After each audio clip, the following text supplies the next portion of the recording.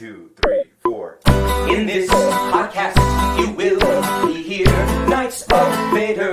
Knights of Vader includes, but is not limited to, talk of Star Wars, not ray guns. We can't truly prepare for the jump that follows this song, but hey, we gave it a try. So here's the Knights of Vader. Crystal Fox reports they are divided. Prequel, sequel, canon, love they fight. I know that we are just musicians hired, and their time is up. So here's the Knights of Vader. Impressive. Most impressive. Thank you, An Superiority Complex, for providing the theme song. Yes, it is December 6th, a day which will not live in infamy because that's tomorrow. But you got me, Zenger, and I'm joined by the Rus with the most. Rus. Heyo, hello, thank you. And have you pre-ordered your Black Series Dad Bod Boba Fett yet? Chris Bordius. Hey, happy to be here to discuss the question that's plaguing the nation. Are Boba Fett's knee rockets whistling birds? That's a good question. That is a good question. So we're discussing chapter... Is it 13? I do not have the proper 14, thing. chapter 14. Chapter 14, episode 6 of season 2 of Mandalorian, The Tragedy. The tragedy. And when as soon as you saw that in the beginning, right, you kind of knew what you were in for. I was like, oh no, you don't like seeing those kind of titles. Well, I had this spoiled for me, so just going to throw that out there. I had this completely spoiled for me. I knew Boba Fett was going to be in it and everything, so I was kind of like, oh, well, that's great, because I wasn't able to watch it early in the morning, so I had to sit there and, had it kind of just spoiled, so... Like, the Boba Fett thing wasn't a surprise. Were you guys surprised, though, that they immediately went to the mission that they were given immediately at the end of last episode? I got to say, I was happy not to have much of a side quest there. Well, that's been this entire season has been, let me add to your side quest. Yeah, I'm glad they addressed that by being like, no, he's actually going to get there, and he doesn't have to stop. He doesn't have to fix his ship. I guess you don't have to worry about that anymore at all, so... Exactly, they're on that mountaintop that Ahsoka mentioned within like the first 3 minutes. It's pretty good. He gets there, he gets it done, and I did get Zack's thoughts. So Zack is currently stuck in the unknown regions, but we did get his thoughts for this episode. So, Chris, if you would not mind, I've sent you the link. Did you get the link to his thoughts on this episode? All right, let's see what's going on here. All right. Oh, transmissions from beyond. I love these. Yes, some of these could be fake too. It could be send no reply. Yes. Is that really all he sent? Yes, that's really all he sent me. Would you like to describe what was sent to me? All right. Well, I mean, basically, Zack sent a.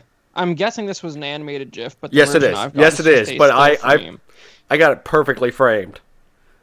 Right. So it's from Anchorman, and it's a picture of Will Ferrell and Christina Applegate, and Will Ferrell playing Ron Burgundy appears to have a rather large erection. Yep. So I think that really summarizes Zack's thoughts on the episode. Yep. So very arousing episode. A very arousing episode. So I take it he's into Dad Bod Boba Fett. And I am too, because I can finally cosplay as a character and not have to lose weight. So. I think I've seen so many cosplayers that already look like that I really wasn't like it didn't really shock me. I've seen so many Bobas like that are in that shape that I've always accepted them. We had a thick boy last year with Favreau, so he already kind of set the standard that Mandalorian to be thick. True. True. It did look a little unrefined to me, you know, like, I mean, I guess we are supposed to think that this is the first time Boba has got his armor back since he fell in the pit in Return of the Jedi, like however it got separated from him, which it's hard to picture how that could have happened, where he stayed alive yet somehow the armor like maybe the Sarlacc realized it couldn't eat that, so it like shot it out or something. I don't know. The rumor But- I heard, or the I guess the fan theory, is that the Jawas found him first and just stripped him, and then the Sand People found him basically like right after the Jawas made off with the armor. That sounds right. So yeah, but So still, yeah, but I mean, still doesn't it's explain just, why you he know- didn't go after handsome Mick Marshall Pants and get it from him. I guess he was like, Yeah. he's too beautiful, I can't go after him. but you know, the costume, like, and I'm not talking about, like, okay, let's leave aside the fact that it totally didn't have to be Tamura Morrison in the suit for those scenes. But like, good for him. I'm glad it was him. I'm guessing we can all believe that it was him. But like, I feel like they could have just It was spent. Favreau. He always wanted to play There it Boba is. Fett. Yeah, but I mean, I feel like they could have spent a little more time on like getting it to look right. Like, it seemed like the plates were sort of not really adhered to the undersuit, and there's this weird belt that seemed really low. I thought they could have given it a little more effort. He also just ran into the ship and grabbed it. So I mean, I guess right, but yeah, but I mean, like, I feel like I have this vision in my head of like the costume department person sitting in Video Village with Terror, not wanting to interrupt Robert Rodriguez, so they just let it slide. Like, I don't know, man. It felt like it could have used another hour or so, but for the most part, it was pretty cool. So did anyone else sit there and go, man, I want to see more from Robert Rodriguez in Star Wars now? I liked it. It was it was like action, but it was pretty good. I wouldn't say there was a huge flubs or anything in this episode. There was no people standing off to the side, like you can only see part of them. There could have been. We gotta analyze the tape. I think the equivalent would just be the general fit of Boba Fett's armor. Yeah, I mean Yeah. I mean, I make fun of it, but at the same time, it works. It works too. It was all right. It's fine. And you can't get around the fact that that the actor is 20 plus years older than the character is supposed to be. That's a factor. But he looks pretty good considering. I mean, he can work that there's gaffy Sarlacc. stick. Yeah. That's where you really felt the director, that sequence, which there's got to be like the most violence, the most like explicit violence that's ever been in any Star Wars thing, pretty much, at least live action. That stab was pretty intense too. He just stabbed down on it. It gives the armor a run for her money last season with her like, what is it with beating the living crap out of stormtroopers? That It all just started brings us with Rogue all One. joy. Yeah, like Chirrut Imwe just smashing the helmets where you saw the like cracking plastic and visors. Like once they got a taste of that, they haven't been able to stop themselves. They just have to keep upping the ante each time they do that. So I did like that we got to see some other like stormtroopers kind of floating around here. We got a nice Temple of not Temple of Doom, a nice Indiana Jones reference for Raiders of the Lost Ark. Oh, the ball, yeah, of course. Yeah, ball. I like that clone guy. It almost looked like a clone. The mortar troopers. We've never seen. Yeah, mortar troopers. that's what I was That's like talking a about. Video game thing. It's cool. It's pretty cool. I've never even seen those guys in video games. I don't know. They have them in the Star Wars Galaxy games, but they're not stormtroopers. They are okay. You know the character where it has like the helmet, the black helmet, where it's got like an underbite sticking out. Oh, right. Like the guys on the Death Star. Or Yeah, something. it's them that are the grenade people, if I remember correctly. Sorry, I'm not currently playing it because I have to use the laptop to do the record. Right, you're talking about Galactic Battlegrounds where Yes. the mortar grenade troopers are Death Star gunners, pretty Yes, much. yes. Yeah. Yeah. That's what they are. So I guess that's no longer canon now. I guess we can take that out of the equation. Crud. No, we got to see Well, they one all of the died like on the Death Stars. we got to see one of the commanders with the pauldron. Am I saying that correctly? I feel like I'm not, but Yeah, the sand trooper leader almost. Yeah. And, So- and he called someone an idiot. I think I don't know if we've heard idiot in Star Wars before, but he called another stormtrooper an idiot. Would you have been happier if he had said Dank Farrick? Like- No, an idiot is fine, perfectly fine for that.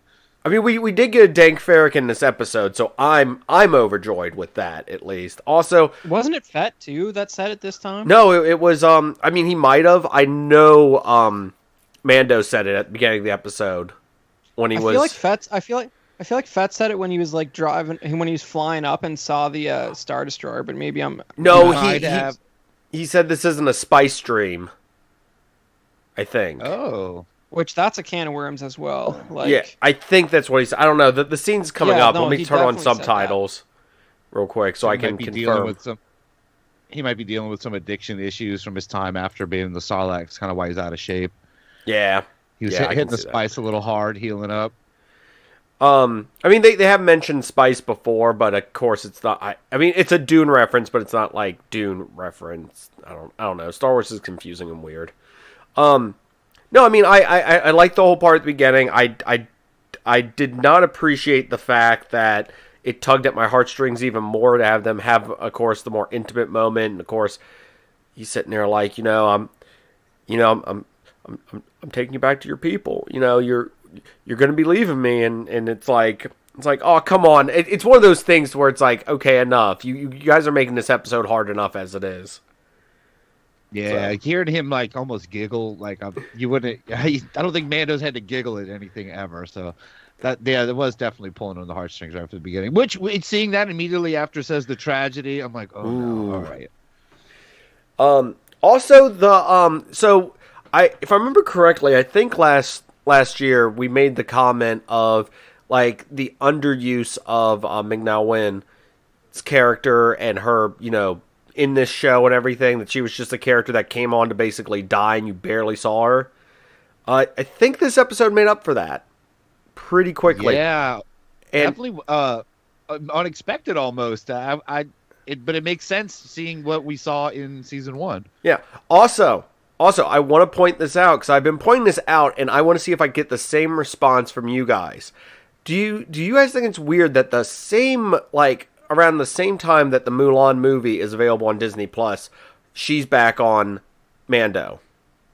Coincidence? Wait, was she in Mulan? Was she Mulan? Yeah, she was Mulan. Oh. Could be a Disney thing. Like, did you really have to just kill her off in one thing? You can make her like a robot tummy, right? Like a robo midriff. Okay. So what is that? Is it just like robotic parts inside of her or over her? I don't like it. I don't like it at all. And those are definitely weird. Whistling birds, by the way. Yeah. But like, I don't know if it's a contrarian opinion, but I don't like that Ming-Na Wen is back for a couple reasons. Like, basically, the reason she's back is because people like her as an actress. Mm-hmm. That's the reason she's back. It's like she got shot point blank. It was like the fact that we saw Fett walking up to her body in Chapter 5 doesn't necessarily mean she has to be alive. It means that somebody's following the Mandalorian. It's just like, not only is she back, but it almost seems like her personality has done like a real strong 180, and now she's like good and nice and like wants to help, even though like Mando's like goon shot her like the last time she saw her. So like there's just like, I don't know, they didn't give her enough time to interact with them to like sort of justify that transition to me. I guess she's just doing whatever Boba Fett wants to do because he saved her. I'm going with that. I'm going with she owes him a life debt. Exactly. They should have said that because they, but I mean, I guess it's implicit. They talk about like, and I think Fett says something about, he makes some equivalent statement about something saving him, doesn't he? I should have got that quote, but I forget what he's talking about there. But like this, it's sort of a similar thing with him. Like when he sort of agrees to help the Mandalorian chase down the Imperials to get the child back, it's like, you guys never really finalized that agreement, so you're really putting yourself out there volunteering for this mission, considering you just stole your armor back and he never actually agreed to give it to you. But it's the code. Yeah, I agree with that. I think the Fennec and Mandalorian thing comes down to, I think when he jumped out and helped her, I mean, she was kind of dead to rights to all those guys, and he shoots his whistling birds and helps her at that little standoff there, and that was really cool. So I think, combat bonding. Right. Yeah, I mean, that's cool. It's good. It kind of also reminded me a little bit of like in the Clone Wars, how Boba Fett just has like a bunch of lowlifes always living on the Slave One and like mooching off him. It kind of reminded me of that. Right? Like there was Aura Singh and Bosk, they were just like, they would always be like loafing around in the Slave One, and Aura Singh would be like manipulating Fett to do stuff. Kind of reminded me of that a little bit. It's a shame we never really got a lot of proper Aura Singh stuff just in anything. And then she wouldn't fit in this timeline, too. She would be dead by now, right? Sure. I guess so, yeah, because she was died in Solo, right? Dead, yeah. Oh, it's yeah. a real shame that. Woody Harrelson pushed her off a cliff, if I remember right. Yeah, that is correct. Supposedly. Allegedly. But Yep. you know what? Until you see the body completely dead in this like have a coroner run out. It has to be like flamethrowered, because if you ask someone like Pablo Hidalgo or Dave Filoni, they'll say it's not canon that she's dead. It's canon that Woody Harrelson, Spaceman, said that he killed her, which could be a come lie. back with spider legs. It could happen. Yeah, he could be lying. He could No be one's mistaken. ever truly gone. All we know is he said he killed her. But it just reminded me of like about like the Slave One being a halfway house for like third-rate bounty hunters. That's all. Yeah, these guys look real respectable compared to all that. Yeah, I guess Mandalorian can count himself among that. The Boba- crew of transients who live on the Slave. After he sees the Imperial ship, Boba Fett's line is, "This isn't a spice dream." So yes, that is correct. I can see the Imperial cruiser with my own eyes. It seems weirdly shocked. I mean, I guess they are shocked that Mandalorian shouldn't be that shocked. Didn't he just steal something? He should be like, yeah, they got ships. We know. I stole one last week, right before I got here. Also, I love how like the Slave One can like fly that close to it and they don't even realize it and or care. Yeah, he was like, that was literally fly casual right there. Like, Yeah. I'm just going right back down. Don't blow us up too. Well, they had a tracker on the other ship, so like maybe they're not just indiscriminately firing at everything in the vicinity. Good for them. They're running unlimited resources. They can't really engage everyone they run into. But the other thing that sort of struck me as weird about that was like, I don't know if we think Fett's been off Tatooine since Return of the Jedi, but like He left really his keys in the armor. Like, he's so shocked that they're back, yet he shouldn't have even... Like, somebody had to explain to him that the Empire fell in the first place, because that happened after he fell in Sarlacc. That right? would be true, So, right? Yeah. So, like, who knows how much of that I guess he was watching the news I was going to say, he probably has a news app in his helmet somewhere. And what else are you going to do if you're sitting in the Sarlacc? He's like, exactly. I can't believe the whole galaxy's going to hell in a handbasket. Yeah, but I'm not gonna lie, it was pretty great seeing him flying the Slave One around. I'm fully on board with that. There's a lot of hype about the Razor Crest ever since that HasLab thing, but like, I'm firmly, if it's a choice, I'm firmly on Team Slave One, and I would have said that before the Razor Crest was horribly obliterated. I stand by that. So 2 random things I want to point out. I am currently opening the advent calendar, the Lego advent calendar, the Star Wars one. Ooh, Ellie got me it for, of course, December and everything. And ironically, the one I opened recently, I think it was on Friday, was the Razor Crest mini build. Oh, cool. So I'm like, I wonder if this was timed appropriately. So... yeah, but it's the HasLab thing that cracks me up, though, Chris. That people are trying to give people hell about pre-ordering their Razor Crest. Like, oh, it blew up. It's like, we've seen way more of this than the Slave One ever, and I think I own multiple Slave Ones. How long was that thing ever really also seen? On the side note too, I know one of my gifts Ellie got me was the Lego Slave One. So I got like the 20th anniversary Lego Slave One that comes with like in carbonite. Everything, I mean, Han and everything, so I'm excited because I will get that for Christmas and be able to build that, and I'll have the Falcon. And I'll technically have the Rise of Skywalker Falcon, but I'll have a Han Solo to put in it with Chewie. So, well, the Rise of Skywalker Falcon is, like, pretty much indistinguishable from a... it's like, just what a New minifig. Hope Yeah, Empire it's whatever Yeah. the minifigs that come with it. But right now I have a that's Han good. minifig. Also, I have at least 3 different Kenner or Hasbro Slave Ones, and no pre-ordered HasLab Razor Crest for me either. Also, the Advent calendar is basically based off of the holiday special like blatantly. The Lego Holiday Special. Yeah, it's once you watch that and then you go to open that, it's blatantly obvious everything from there is based on it. So I do have a oh my gosh, I'm forgetting his name. If that has minifigs of Chewbacca's family, like that, No. that thing is going to get scalped like crazy. It does have a minifig of Vader in a sweater though, which is why I was like, I need this. It also has a minifig of Poe in a sweater too with the BB-8 sweater. How do they still not yet understand how to properly manipulate consumers / collectors? What? Go after the very small sliver of audience that is dying for the Chewbacca family minifigs. If that had all 4 members of Chewbacca's family, like I promise you, it would be really hard to find. Well, I haven't opened every day yet, day. so I mean, there's still hope. Oh, that cat would be out of the bag. They're doing all these, Christmas like colored and Nutcracker looking stormtroopers and everything. They could do a little simple 4-pack of Chewbacca's family really easily. And did you guys really thoroughly appreciate I don't know if you've all seen the Lego Holiday Special by now, but both of you have. I've seen it twice. I've seen it, sure. Yeah. Well, it's absolutely like the raw sound effects of Chewbacca's family being used for all of them in the Lego Holiday Special. Great. Like it's proper Lumpy, Itchy, and Mala sound effects. Like they've dusted them off and rescanned them, and that's the real deal in the Lego Holiday Special. Oh, controversial opinion. Gonna throw it out there. I think Rey's a more likable character in the Lego movies than she is in the live action ones.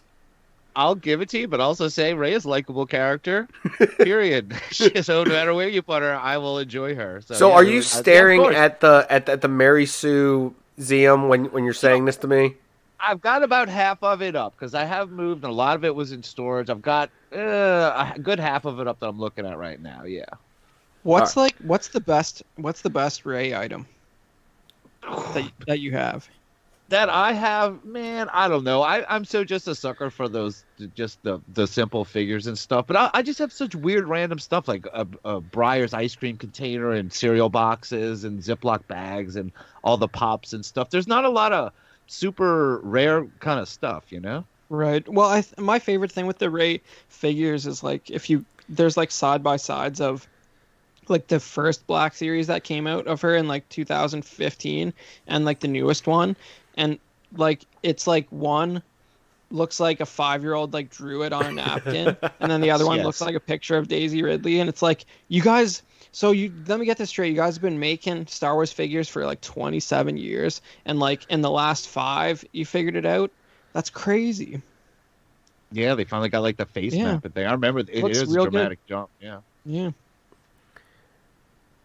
Sorry, I'm enthralled by this conversation, but also I've got the scene where they're standing there looking at each other, longing. Oh, also, I guess I got to admit defeat now on the is Boba Fett Amando.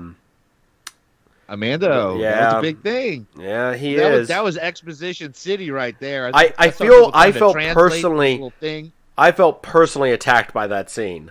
I felt personally attacked. If you ask Mace Windu, Mace Windu firmly thought the Foundling stuff was nonsense, and he didn't think that Jango was Mandalorian. So it depends who you ask.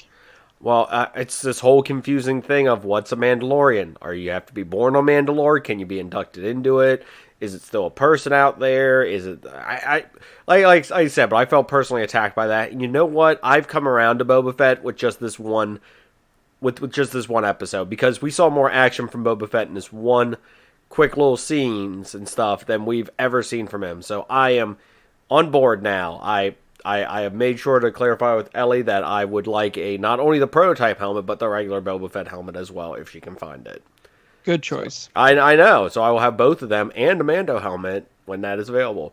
Like I said, I'm back on Team Fett, but from this interpretation, not like he's still when he's around saying that wasn't. Oh wait, that was Lando that said not part of the bar. He's no good to me dead. I'm still just kind of like rolling my eyes. I wonder if Mando would have been keen to give him back the armor if instead of saying that it was his father's, he said it was this guy's, but I'm a clone of him, so it's okay. If that would have thrown him off a little bit. The father thing still works because I mean, does Boba actually know that he was a exact clone? I think he has to. Oh, yeah, does he just think it was his dad? With all those clones around, I think he would kind of. Yeah, he probably figured it out. I don't know. I mean, it's an interesting question. Also, another interesting question I want to bring up now, just in the middle of the episode, is I'm sure there is something Zack is dying to have us talk about that we are completely ignoring. So, anyone want to take a guess at what that is? I mean, what besides his little conversation about himself? What, the Boba Fett conversation about himself? Oh, you want to talk about Dark Troopers? I mean, the Dark Troopers did nothing. Lot. They did and also nothing. Zack, like, I don't think Zack really, like, I don't think he ever really sunk his teeth into Dark Forces and Jedi Knight and all that in the mid-90s. So I don't think it's kind of like Knights of the Old Republic. Like, he knows that it's good, but he, for some reason, still refuses to play it, so he understands that it's good. But so, like, I don't think he was really... And the Dark Troopers got nothing on Knights of the Old Republic, so, like, go ahead and play Knights of the Old Republic if you haven't. But I think what he would really want us to talk about is just how strongly this episode really reinforces the fact that episode 2 is super awesome and definitely all canon and definitely all counts in The Mandalorian. Explain. Well, it's just Boba Fett's just like, basically, here's all the stuff that happened in episode 2. And it's pretty much like what that exchange between him and the Mandalorian is. He talks about how that was his father's armor and he's dead and blah blah blah. He has it now. Oh, okay. And I'm gonna say that I think this season might end up with having to go to Kamino and get little Grogu out of there. And Boba Fett knows his way around Kamino. And that you're talking episode 2. We're gonna be right in it there. Yeah, he can say he can tell someone that Ton Wee is here. It'll be great. Mando, Ton Wee's here. He can say, yep. Well, yeah, if that's like his password to get in his old room, he goes up and goes, yep. See, you guys are talking about stuff that does not anger me about episode 2. Like, the Boba Fett Jango stuff is just kind of there for me with that. There's other stuff that angers me more, so I was waiting for you to be like, oh, this totally solves the loophole of who... Darth Tyrannus and Sifo Dyas, it totally closes that loophole and everything. Well, and I would have been like, how, where, when?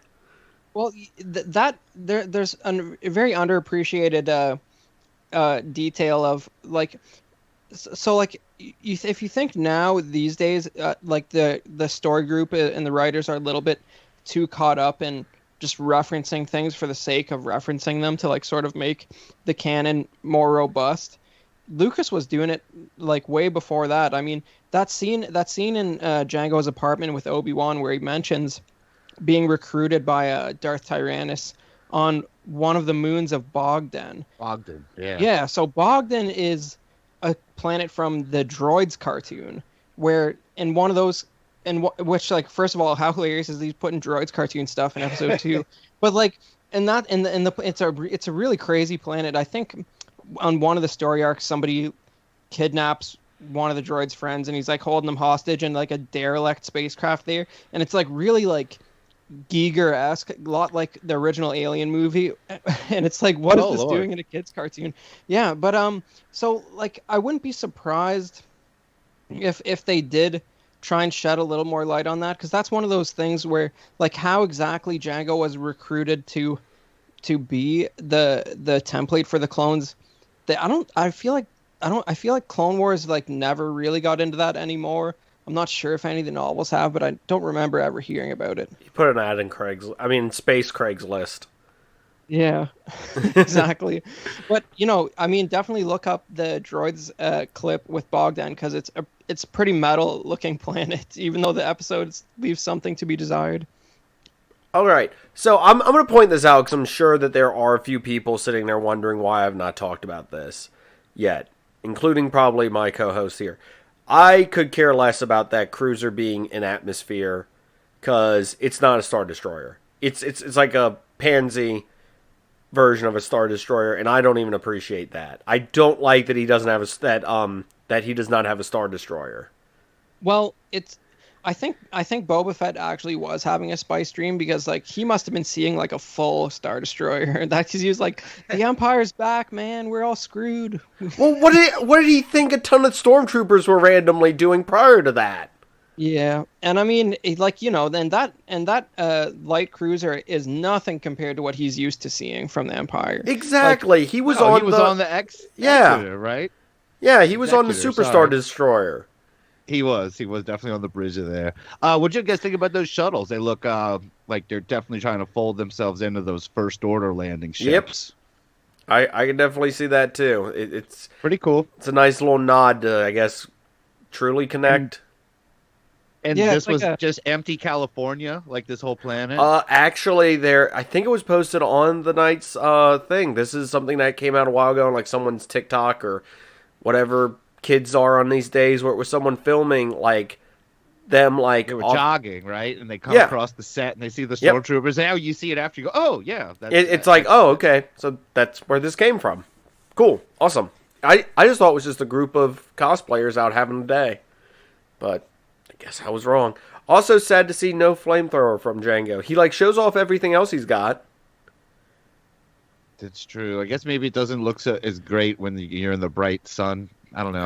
I don't know. It'll probably look cooler in some darker setting. But I like the little ball, the little rock he had to sit on, and everything. That weirdly angled temple up there, and we've never Stonehenge. seen a real effect like that. That seemed very Clone Wars-y cartoon. That whole the beacon that little Grogu had started sitting on there. That we never really seen anything like that. Who's he Yeah, I contacting? wanted to bring that up. Who's he contacting? Sorry, okay. Put a pin in who's he contacting. I like the little detail. I like that, Mando still has no clue what's going on with this kid and everything. So, But you don't usually see like a physical incarnation of the Force. yeah. You got Force lightning, but other than that, in the live action stuff, you've never had anything where you just like you see like blue glowy stuff hanging out. It's definitely been in a lot of the games, but that's kind of a first for live action, and you can almost understand why they'd put something like that in a video game just as a visual cue for the player. But it seemed a little weird to me. I don't know. I guess they had to think of a reason why the Mandalorian couldn't just pluck him off there and run away, so they needed to like do something with that. Well, they I have like him they get tried rid to of. turn it on too. Did you catch that when he goes, is there a switch or something for Yeah. this? Also, there's the whole like he puts down the jetpack, never picks it up, even though it has a remote control to it that we've seen. It's like why do you strategically forget like stuff that helps you? Oh, like strategically forgetting to lock his spaceship for the fifth time in the series to horrible consequences. Well, I mean, I guess it was good this time, but unintended, right? Yeah. Like he like that. It kills me. There's this very deliberate line in chapter 7 where he tells Queel to engage ground security protocols, like it's going to turn this thing into like an unstoppable fortress of auto turrets and locked doors, right? And then he just never locks it wherever he goes. He leaves it open. On the planet where he met Ahsoka, he left the ramp open. He just walked away, didn't even close it. In chapter 3, Grief Karga sneaks on there. He's literally landing on Navarro to attack the Bounty Hunters Guild and an Imperial Enclave, and he doesn't lock his car.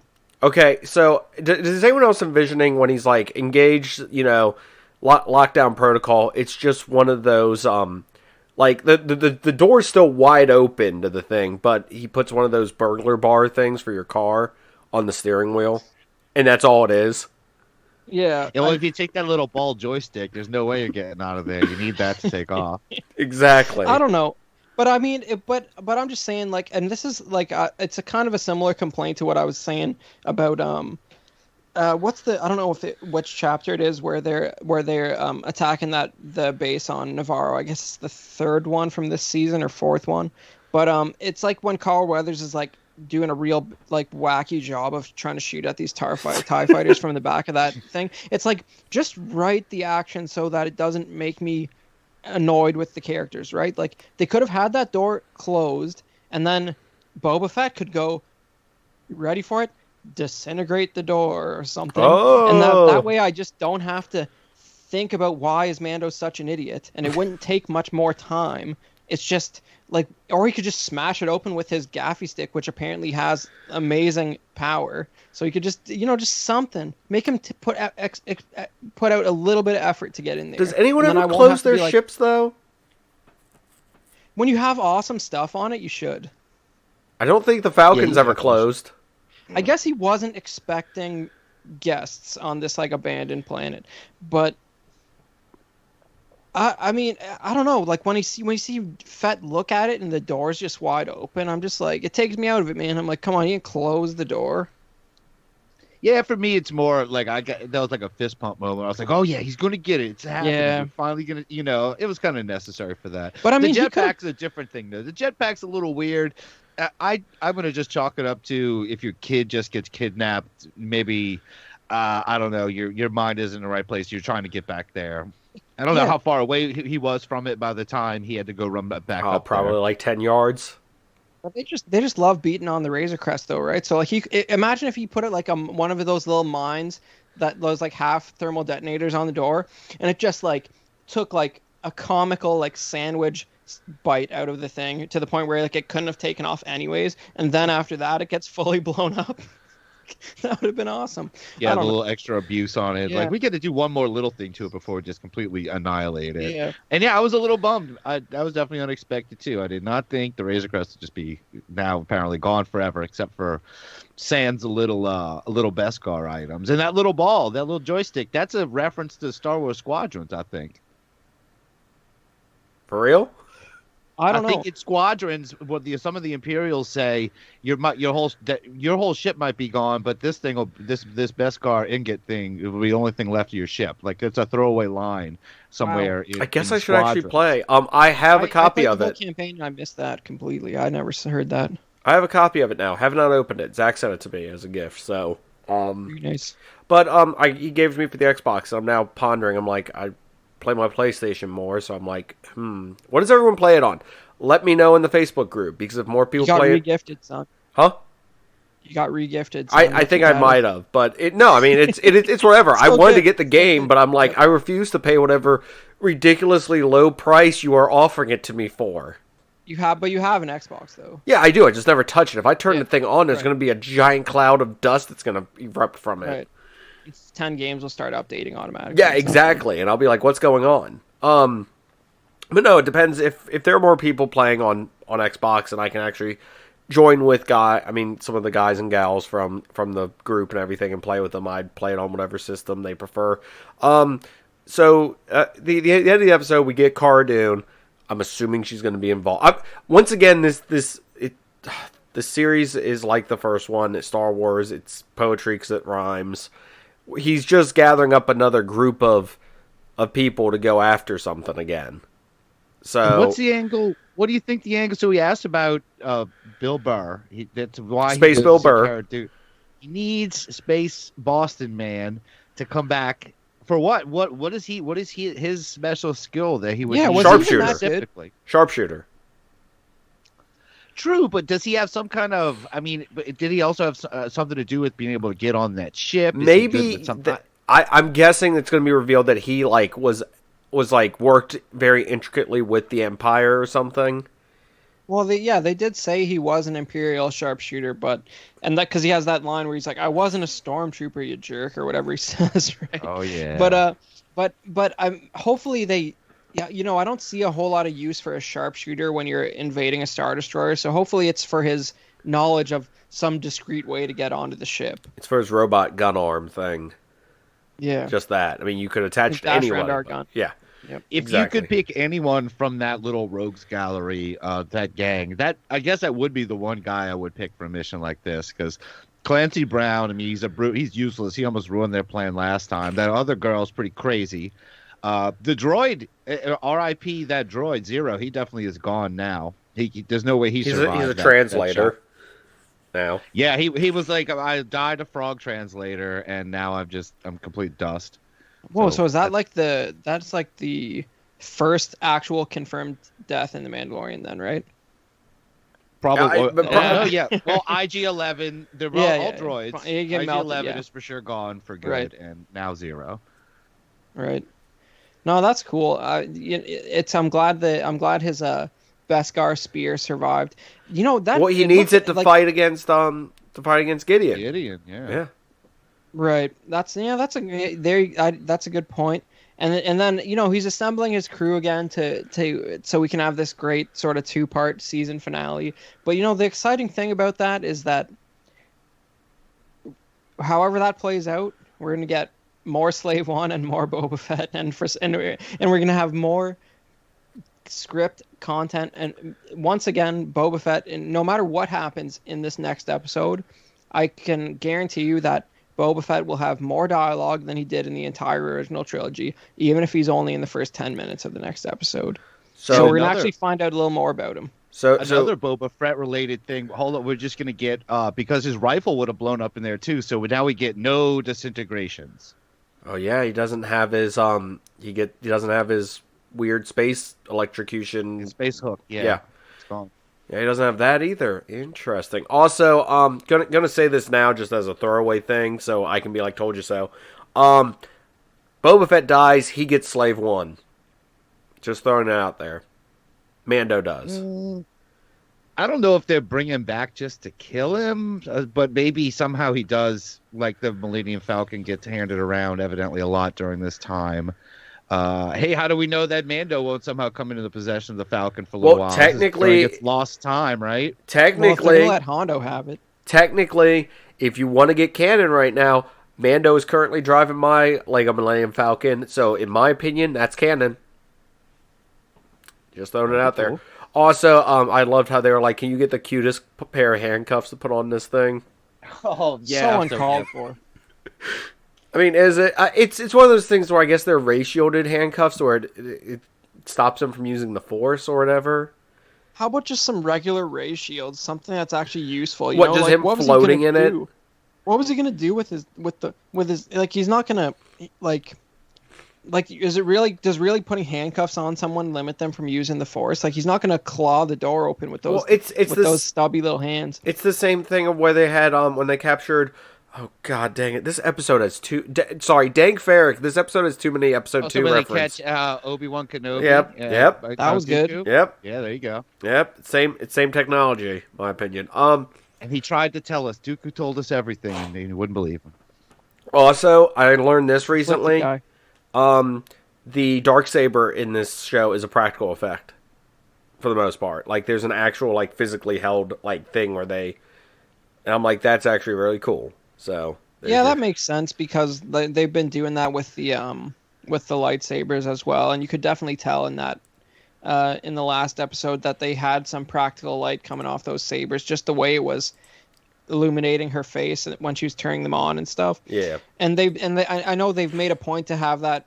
I think in the entire sequel trilogy, that was something they really made an effort to have in place. Real sets, practical effects. Well, you know, it's just so you get the glow of the light back on the actor's face, which is something that it's one of those things that you really notice if you go back and watch the movies in chronological order, because in the prequel trilogy and the original trilogy, you never have that, except for one scene in Glorious Episode 2, where Anakin's fighting Dooku and he sort of cuts this power cable and the lights go out. And for just that little piece, they had light up sabers. But in those 6 movies, that's the only time.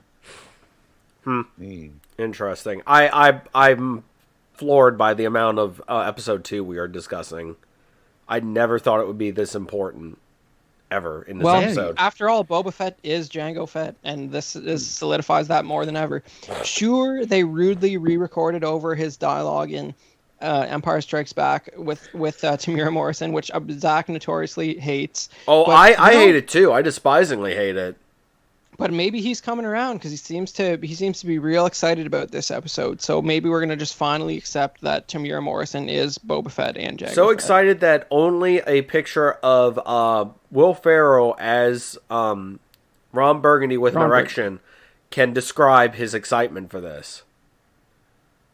Just want to have a dead silence after that for a minute. Okay, we're good. God, yeah, I gotta get that out of my head. But let's see if he can keep that up for some more Miggs Mayfield action that we're hopefully getting next week. Because what's he gonna do? He's gonna go bust him out of the whatever prison he's in.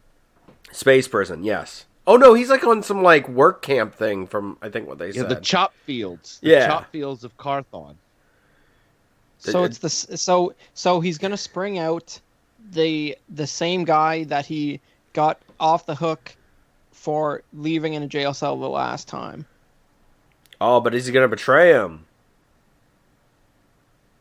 No, Bill Well- Burr would never do that. Well, Bill Burr's got a 50-year sentence, so I think he can be negotiated with to some degree. Like he might, after he saw Mando in action, he might be okay with doing a mission to get out of jail for a little while. Wouldn't it be weird if Greek there's Karga could be his lawyer or something and probably get him off. Wouldn't it be weird if somehow, like Boba Fett and him know each other, and they like have this like rivalry between the two of them? That would be interesting. Yeah, Mick has probably been around for a little while. It'd be cool. Also, I don't get Boba Fett's whole hatred of the Empire. He kind of worked for him and everything, like according to the comics and stuff, a lot. So I don't. Yeah. I don't know. I don't get that, but at the same time, I'm sure it will all be explained very clearly in the Boba Fett series coming soon. To Yeah, Disney you know, Plus. I think a lot of it's just because Robert Rodriguez just really wanted to show him like laying the smackdown on some stormtroopers. But if you think about it, a couple of those slower stormtroopers might have just looked exactly like him. It's pretty messed up if you really think about it. What they're still using him as the clone. I mean, template. there's some precedents for that, and there's some precedents for that in canon. I mean, like you know, you have Rex still around in this time period, right? So Oh yeah. Well, he hates all of those guys anyway because they were helping the Jedi in after his father got killed and stuff. So I think he's always had that. Wait a hatred. Right, but it's a second. little Does he still hate Jedi? Because he's going to go think he help him hates- get this kid and everything. That's obviously I don't Jedi think he- powered. I don't know if he got a good look at what was going on top of that mountain. Yeah, he thought that was his dog or something. Yeah. I will help you get him back. I'll help told you get your dog back. Yeah, so that's the thing. I hope they do pick up that thread just a little bit. I mean, it's okay. To me, it's okay if he realized in the meantime that, you know what, maybe the Jedi aren't all that bad. Like I'm like, you know, it's like it almost like gives the character some credit for like being able to think in the intervening couple Maybe. decades. I mean, he had some time in the Sarlacc pit, I'm sure, to reflect on Yeah. stuff. He's like He more wants enlightened to- now. He wants to get another chance to get in between his baby blues, right, Zenger? And you know, I've Oh. heard that. I have heard that if you go on a spice quest deep in the Amazon, and it makes you really like think about your life, and you like sort of reprioritize your relationships and put them above your work life and all that. And so maybe he's really like enlightened and his mind has been expanded after all his spice quests. Space DMT or something. Yeah, he's been doing. exactly.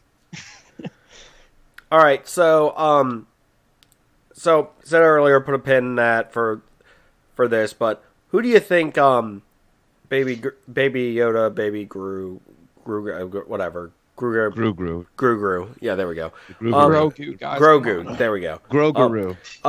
Who do you think Big Whiskey was calling? Ooh. Or sorry, actually better. Who do you think picked up? It's more of it's not who he was calling. It's who picked up. I think unintentionally, a kid named Ben Solo somehow was. Is he around connected during this with time? this. Sure, he would be about He'd be 9 years pretty old. young. Yeah. I thought he'd be pretty younger young. than Good- that. Yeah, he would be. Because this is 5 years after Jedi or 6 years after. Oh, I had it as 9. Yeah, I that's thought A it New was Hope, after yeah. series. Yeah. So he was born a year after. Yeah, he'd be real. Yeah. Yeah, he'd be real young. So I mean, I'm think- just putting it out. I don't think that's actually going to happen because of course this is someone who's supposed to teach him and mentor him. I don't.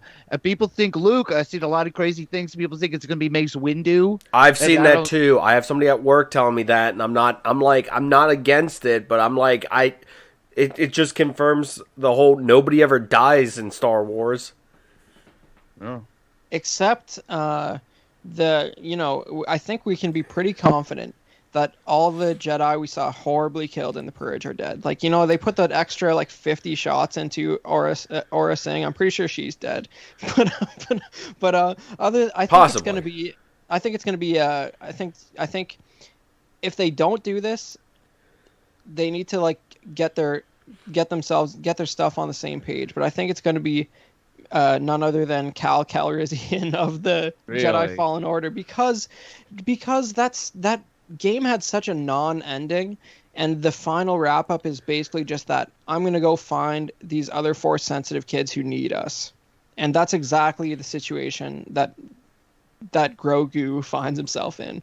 And he wants to train people, and he's looking for Force-sensitive kids to sort of bring into a place where they'll be safe.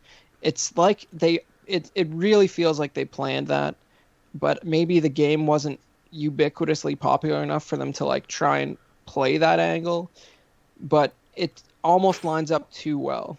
Okay. Yeah, and that's going to take a lot of explaining for a casual fan, too. If they're like, you do this big thing, and then Calzonian walks in, you're going to be like, who is this dude? But then Cobb Vanth's from a book, like a legit book. Like, you have to read it. Oh, no, see, he was such a dreamboat, you didn't need explanation on him. So, Right. if I'm counting correctly, we have 4 Force users that could technically...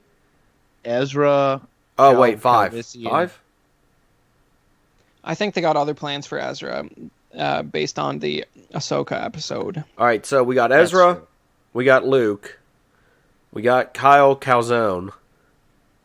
Yes. We got Baby Ben Solo. We have Leia. Leia, yeah, thank you, Russ. That's the one I've been waiting for. No one ever mentions Leia, and I'm like, she technically would be Force trained at this point. She kind of gave up after, like, while they were still on Endor when she like threw in the towel. And then we technically also got Ahsoka, which I don't know. I feel like Ahsoka's gonna. If she showed up, it'd be like, why did you just take him the first time? I wanted to make sure Why do you we guys have to could go on do this quest for him. Oh my god! It's like if you would have only come with us, he wouldn't have got kidnapped 5 minutes ago. Yeah. What's your problem? I don't Walk know. on this rock real quick while we kill all these stormtroopers. Also, Like, she couldn't have just come with them to the rock for a couple hours. It was just out of the question. also, Drives me nuts. here's the other thing that gets me with this whole thing. If he goes with Luke, are you you were basically saying he dies then? He gets killed by Ben. I don't think No. yeah, it definitely won't be some kind of off-camera fate, hopefully, for this. Yeah, Well, and Luke's gonna be hard to do too. Like casting. it, No, 'cause they- he hasn't no, really been just- replaced yet. Just digitally de-age him. They did it for Rise of Skywalker. Yeah, I Kind guess, of. but this would be so close to Return of the Jedi. I don't know. Have I mean, him with they've like done 5 some o'clock good shadow. No, wait, he might have a full beard by now. Who knows? Or just get Mark Hamill. Just don't even need to de-age him. Just throw him out there. No, apparently, it's just be like, oh, well, it's he was on Tatooine for a while. Like, no one ages well on that planet ever. well, there is a precedence in modern films to de-age an actor quite substantially. It's not been done in any of these Star Wars movies per se. I mean, we So, did. like, Yeah. Rise gave us some de-age in the dark. Kind of. I mean, it's not exactly that. Like, I think Zack mentioned on the last episode, they kind of just pulled the faces right out of Return of the Jedi instead of actually like doing a lot of work on new footage of an actor. I'm trying to think. I mean, I want to say Kyle Calzone would be a good option, just out of just pure nostalgia. That's just where his story ends up. That's what he's doing at the end of that game, and they never put out any DLC where he does any of that. It's kind of like we're just going to find those kids. Well, then is that shooting themselves in the foot to make a follow-up game? Because I know that game was popular enough that they are looking to do a sequel. It's EA, isn't it not already a miracle that it even came out in the first place? You're thinking you're going to get a sequel? I don't know. I still don't get why they had like the companies doing that game versus, I don't know. It's confusing because Respawn, as much as they are amazing at stuff, like they should have been doing the shooting game, and then they should have had DICE working on the. It's neither here nor there. I just wanted to get a good idea of who we thought was going to be like the Jedi, if we're even going to see anyone get in touch with them, or there could be a whole thing to where there's like a whole group of Jedi that we aren't even aware of. Yeah, I'm thinking Calzone for sure, because it's like it's one of their new current canon characters. If they pull that exact actor, he should look a lot older than he actually does, because we lose track of him around a little before A New Hope. I think that game wraps up, right? No, I thought it took place like 5 years after. Okay, yeah, 5, maybe 7 years after Revenge of the Sith, something like that. But either way, like but then again, we've already had Bo-Katan, who hasn't aged a day in 28 years. So like, not a big deal by comparison. Boba It's less Fett's time than aged that. like a couple centuries. Yeah, Sarlacc Pit will do that to you. It's Tatooine combined with Sarlacc Pit. It's like geometric. Ahsoka's like an entirely different person. Yeah, that'll happen. Yeah, but you know, I think that it's kind of perfect for it to be Cal Kestis. We'll say his name correctly one single time in the episode. That's it. But, Kyle. Thank you. Yeah. It's kind of too perfect, so it should be. So what's Gideon after in your guys' opinion? I think he wants to enhance himself. I think I'm talking telling you, about I'm going with donors that. and stuff, I think he's talking about himself. I think he's going to do something to himself to become more force sensitive or something. What you're saying is Gideon is Snoke. No, but you know, I think he really just wants to, like, he's a true believer. He knows they're making progress on bringing back Palpatine, which ends up being Snoke, and I think he's died Empire through and through, and he wants to see that rebirth happen. I So he think wants that a child. I think that the test subjects are him trying to see if you can infuse somebody who does not have midichlorians with midichlorians. I don't think they're going to connect it to Snoke or Palpatine because that stuff was secretive enough that I'd not like to think everybody in the Empire got a little memo that said, hey, we're going to try to bring back the Emperor, and nobody knew about it. But I mean, maybe that's just my crazy thinking. Well, I mean, how do you figure nobody knew about it? Like, we don't really have a good idea of what happened from this point until the Force Awakens, right? So, I guess in Rise of Skywalker, it seems a bit surprising to them, but you have to also keep in mind, like Han and Luke are dead at this point. Like, the people who are shocked by the Emperor being back are like all these like noobs like Poe Dameron, right? So like, they haven't been around he's that long. easily surprised by stuff such as, I don't know, jetpacks, Yeah, and that they can fly now, which you really have to remove Rise of Skywalker from the equation if you're trying to like maintain your sanity and think about any of the chronology here. But I normally try to remove Rise of Skywalker from any thoughts I have. Yep, it's probably for the best. And I know Zack, for whatever reason, Zack is really loving it lately. But I you know, I'll cut it off there just because of that. But I don't think there's two ways about it. Like, they're playing some Snoke music when you see that clone body. Gideon keeps talking every time we see him. He's talking about getting the child back to like get blood samples. He has one scene per episode, and he talks about that. So that's what he wants to do. I think you might be right that he's going to inject himself with. I think, you know, the final Gideon video game boss fight that we're going to get in the series, he's going to inject himself with some Force juice, and he's going to like Hulk out, and then Mando's going to have to fight Force Gideon infusion, but I don't think that'll be the end of it. I think it's get Palpatine back, which we know will end up being Snoke. I don't think we're going to see that play out because that's still a ways off in the timeline, but I think you're right that he's going to somehow siphon off some of this stuff and try it out for himself just to see what happens. I don't. So you don't think we'll see the birth of Snoke at some point? No, I don't think they're trying. I think they're trying to keep it distant enough from that other set of movies. Well, you know, but it's a good question. Sort of like when you get introduced to Snoke. See, by the way, this has been around for a while. This is the thing Zach's going to get upset about with us on, is this discussion right here. That we're not doing it enough justice. Zack loves episode 9, bro. So, like, what do you want? Like, it's like Snoke has been around for a long time when we see him. If he popped into existence 5 minutes before The Force Awakens, the infrastructure wouldn't be there. The regard for him wouldn't be there. They've been doing stuff in canon to imply that he's been around for a while. Like some of the Kylo Ren comics, Snoke elaborates a little bit on stuff he did in the past, which if he was born 5 minutes ago wouldn't make a whole lot of sense. So maybe if he shows up when this series wraps up, maybe season 4, end of season 4, what's that? Gives him like 20 years till The Force Awakens happens, something like that. Something like that, yeah. I mean, I'll rage flip a few things, but I mean, that might just be me though. I don't want it connected like that directly of a connection, but that's neither just do me. I. But I don't think they're ready to throw it under the bus. But I kind of wish they would, because I feel like on some level, Favreau and Filoni know that like Weekend Warrior Abrams like literally like wrote that stuff over the weekend and changed it 3 times during production, and it's really kind of embarrassing compared to their approach.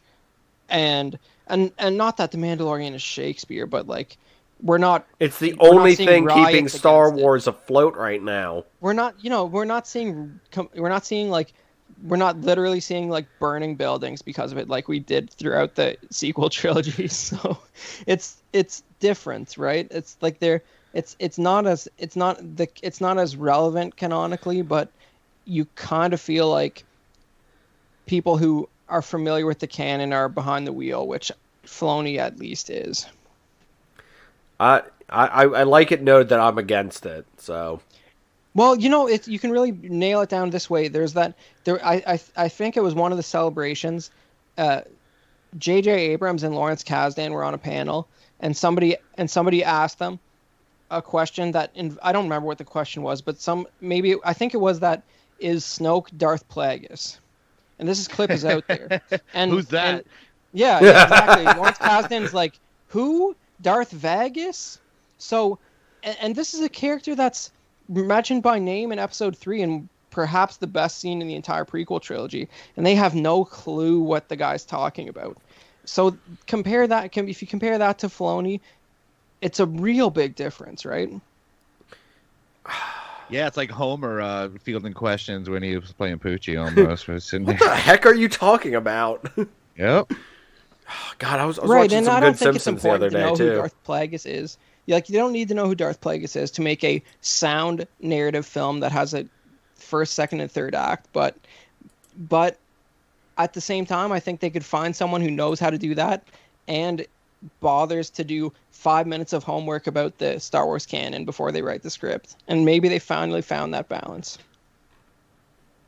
Yeah, and I guess they see it's working too. I mean, the things that people pick up pitchforks for in this series so far have been pretty ridiculous things. So I think overall they're doing a much better job of keeping a lot of hate at bay.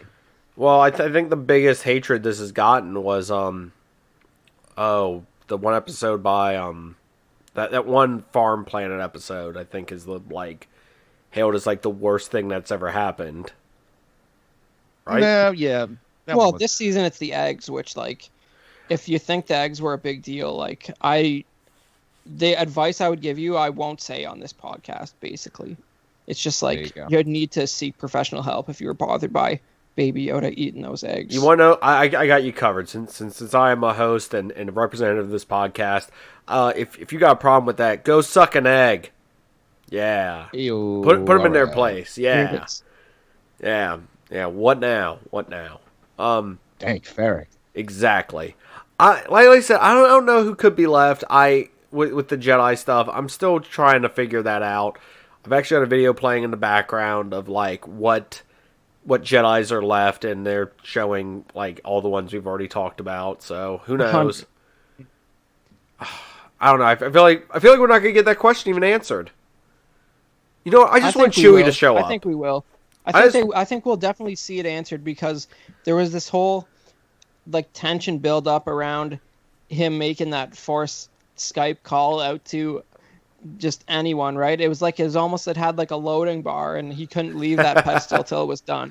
And if that doesn't connect with somebody, they're not doing their job right. Whether we see it at the very end of this season or not, I'm not sure. I think it would be. I think we're looking at the very end of episode 8 if we're going to get. I would say when when the chips are completely down for everything, that's when that question will be answered in a surprising way, or not surprising when you go, oh, yeah, that's right, the Jedi's supposed to help on some point. I'm still saying if they do have Ezra Bridger, they should just cast Sam Witwer as the actor for him, just to give me the satisfaction of being like, hey, it's Starkiller. I mean, what kind of internet riots would ensue due to that are obvious. Yeah. And I won't describe them, because you can look at. I know. You can look into some recent Gal Gadot controversy if you want to learn more about that. But I don't see that happening. But that would be interesting. It would be. But I'm saying that as a fan thing for me. I mean, yes, we would probably have a better casting of somebody else, but I think you're going to get Ezra. It's not going to be Sam Witwer, and it might not even be in this series. But that's where that thread with Ahsoka is going. I agree. I'm trying to think of other, like I said, seeing Samuel. I don't know. I don't get why people keep saying Samuel L. Jackson. I think it's because he's shown interest in being back involved in the series. Well, to be fair, the only reason Mace Windu exists is because Sam Jackson's so interested in being involved with the series. And the only reason he's got a purple lightsaber is because he asked George Lucas to have a purple lightsaber. So Sam Jackson expressing interest is a pretty good indication if we're going to take the past as a source of information. True. Although Lucas can just impulsively say, get him in there, whereas there's a little more red tape these days. Any thoughts on who you think it's going to be there, Russ? I mean, I'll kind of go with you guys. You kind of forced me. I do believe in the Kyle Kestel Kazone. I think it will be him. I think that is probably right. I think they'll keep Ezra for a different story in a different time. So no Luke. We're going with the no Luke. I don't think they're going to do Luke.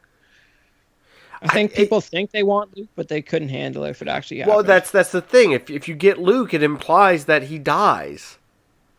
Technically, I mean that's what that tells me. I disagree because he's 50 years old now.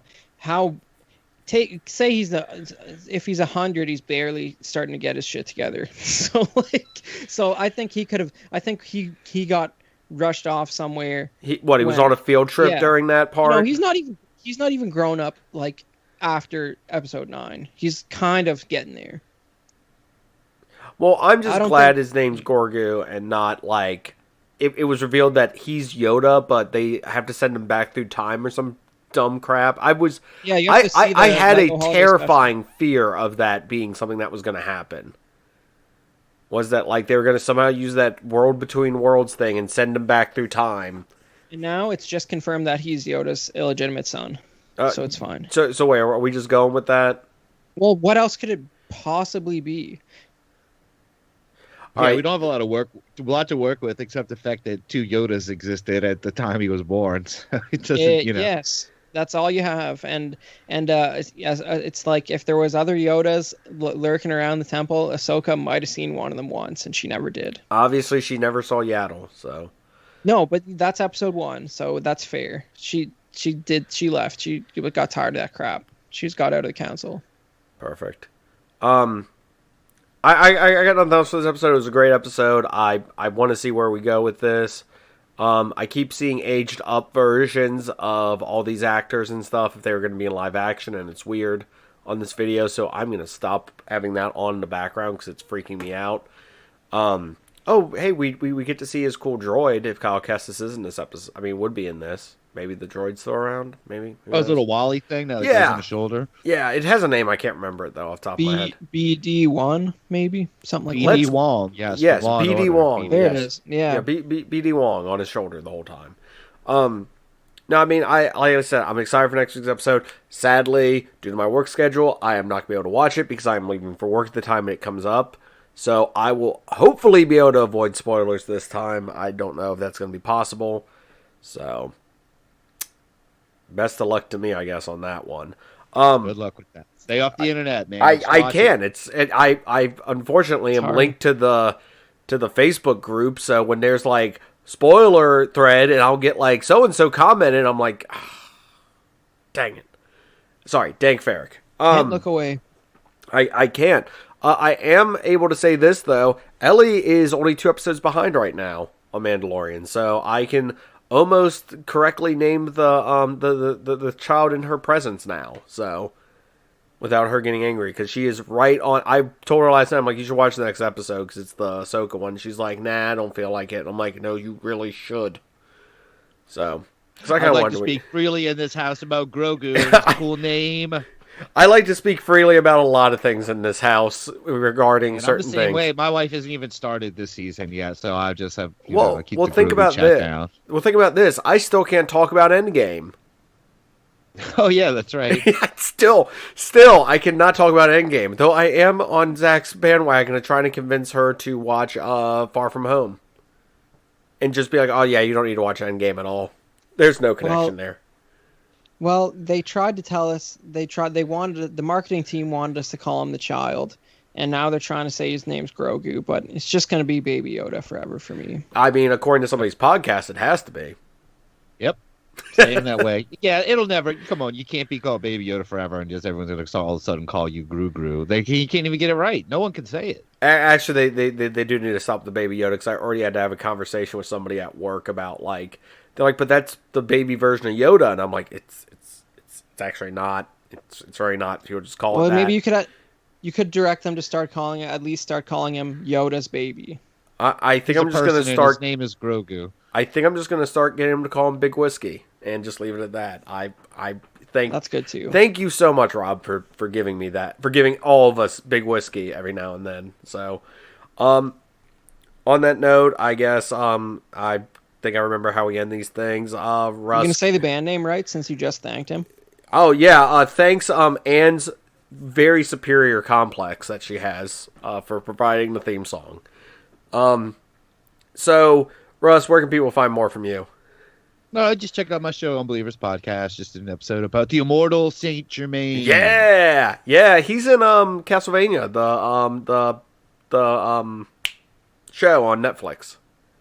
Oh, neat. Yeah, we addressed some of his vampire stuff in there as well. Yeah, he's cool. Randomly in an episode, and I'm like, huh, neat. Chris, you are the third best podcaster on this episode. So, where can people find more from you? You can just find me at the Chris Porteous on Instagram, and on definitely no other Mandalorian recap shows. That's not a thing that I would do. I feel like you should be plugging something else at this point. So, well, I mean, Russ had a solid window to do it, but it seems a bit redundant doing it here, right? Like, do people really want to listen to us do something like this one more time in the same week? Exactly. You can also, of course, find me on my own show, ZengThis, wherever you find great podcasts. Hosting more successfully than I hopefully do on here, but I do have a moment of Zeng this week, and it is that Paul Logan kid is going to get destroyed in February by whatever the one boxer that's supposed to box him now. That got announced like right before we started. Yeah, right. No one likes Logan Paul and Jake Paul and their crazy dad. So hopefully Floyd Mayweather Jr. has announced he will fight YouTube star Logan Paul in a boxing exhibition scheduled for February 2021. He will be dead. What is the world? That's all I think about. Yes, exactly. What world do we live in? He is the Jedi that will show up and save Grogu, Logan Paul. Because if that happens, I'm done. All right. I guess bye. I can't remember how we end this episode. So bye.